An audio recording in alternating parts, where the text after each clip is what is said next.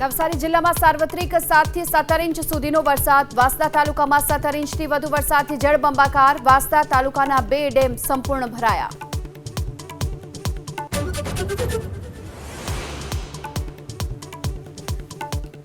વલસાડમાં ભારે વરસાદને લઈને ઔરંગા નદીનું રૌદ્ર સ્વરૂપ। પાણી હાઈવે પર આવી જતા ધરમપુર ચોકડીથી ગુંદલાવ સુધીનો હાઈવે થયો બંધ।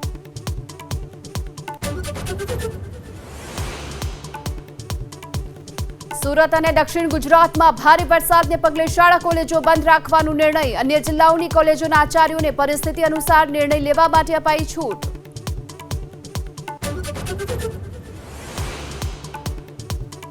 ભારે વરસાદના પગલે ભરૂચ શહેરની તમામ શાળાઓમાં રજા જાહેર। જિલ્લાની અન્ય શાળાઓમાં પરિસ્થિતિ મુજબ નિર્ણય લેવા માટે અપાયો આદેશ।